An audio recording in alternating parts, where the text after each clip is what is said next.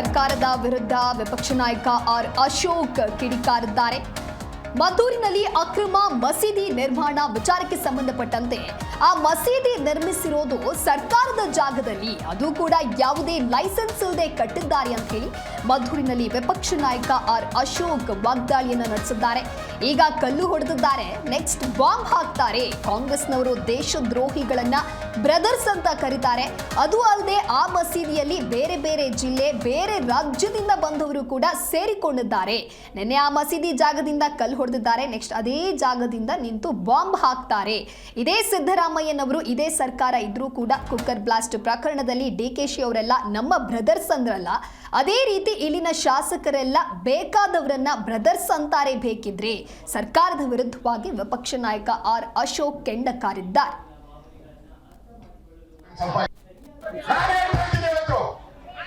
ಮಸೀದಿಗಳಲ್ಲೆಲ್ಲ ಕಲ್ಲು ಊತಾಕವ್ರೆ, ಎಲ್ಲ ಕಲ್ಲುಗಳು ಊತಾಕವ್ರೆ, ಬಾಂಬ್ಗಳು ಊತಾಕವ್ರೆ. ಹೋಗಿದ್ದೀರಾ ದಮ್ಮಿದೆಯಾ ಸಿದ್ದರಾಮಯ್ಯನವ್ರೆ? ಅವ್ನ ಯಾರ ಹೇಳ್ದ ಅಂತ ಹೇಳ್ಬಿಟ್ಟು, ಅವ್ನ ಯಾರ ಬೋರ್ಡ ಐತೆ ಅಂತ ಹೇಳ್ದ ಅಂತ ಹೇಳ್ಬಿಟ್ಟು ಇಡೀ ಧರ್ಮಸ್ಥಳದ ನಗದಾಕ್ಬಿಟ್ರಿ. ಹೆಣ ಉಡೋದು ಎಷ್ಟಪ್ಪ? 3 ಅಡಿ 6 ಅಡಿ ಉಡೋದು ಏನ್ 25 ಅಡಿ ಹೋಗ್ತಾರೆ. ಇನ್ನೇನ್ ಮಾತಾಡಕ್ ಹೋಗ್ಬಿಡವ್ರು ಇನ್ ಸ್ವಲ್ಪ ಇದ್ರೆ. ಹೋಗ್ರಿ ಮಸೀದಿ ಹುಡುಕ್ರಿ, ದಮ್ಮಿಲ್ಲ ನಿಮ್ಗೆ? ಹುಡುಕಿ ಮಸೀದಿಯಲ್ಲಿ ಹೇಳ್ತಾರೆ ಪ್ರೆಸ್ ಮೀಟ್ ಅಲ್ಲೇನೆ, ನನಗೆ ಹಿಂದೂಗಳು ಒಂದೇ ಮುಸ್ಲಿಮಾನರು ಒಂದೇ. ನೋಡಪ್ಪ ಕೇಸ್ ಬಿಡುದು, ಹಿಂದೂಗಳು ಕೇಸ್ ಯಾವ್ದಾರ ವಾಪಸ್ ತಗೊಂಡಿದ್ಯಾ? PFI ಪಾಪ್ಯುಲರ್ ಫ್ರಂಟ್, KFD ಪಾಕಿಸ್ತಾನಕ್ಕೆ ಬೆಂಬಲ ಮಾಡುವಂತ ಸಂಘಟನೆಗಳೇನಿದೆ 1500 ಜನದ ಕೇಸ್ ವಾಪಸ್ ತಗೊಂಡ್ರಿ. ನಾಚಿಕೆ ಆಗಲ್ಲ ನಿಮಗೆ? ಮಾನ ಮರ್ಯಾದೆ ಇದೆಯಾ ನಿಮ್ಗೆ? ಇವತ್ತು ನಾವೆಲ್ಲ ಜಾತಿ ಬಂದು ಸಿದ್ದರಾಮಯ್ಯನವರು ಡಿಕೆ ಹೇಳೋದೊಂದೇ, ಜಾತಿ ಜಾತಿ ಜಾತಿ ಜಾತಿ ಜಾತಿ ಒಡೆಯೋದು ನಮ್ಮನ್ನ ಜಾತಿ ಜಾತಿ ಅಂತ.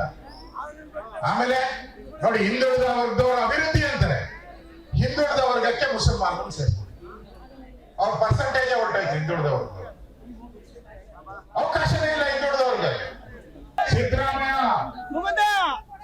ಡಿಕೆ ಶಿವಕುಮಾರ್, ನೀನ್ ಹಿಂಗೆ ಅವ್ರಿಗೆ ಸಪೋರ್ಟ್ ಮಾಡ್ತಾ ಇದ್ರೆ ನಿನ್ ತಲೆ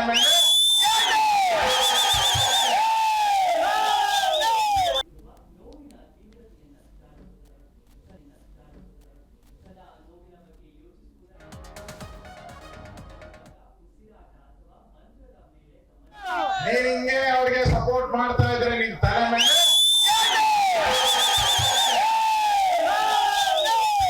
ಹೇಳಿದ್ರು ನೋಡು. ಡಿಕೆ ಶಿವಕುಮಾರ್ ಏನ್ ಹೇಳಿದ್ರು ಮಂಡ್ಯದವ್ರನ್ನ?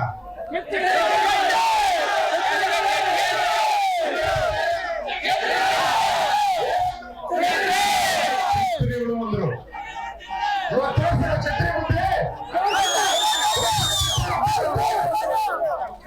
ನೋಡಿ, ನಾವು ಈ ಗಜ್ನಿ ಮಹಮ್ಮದ್, ಗೋರಿ ಮಹಮ್ಮದ್, ಈ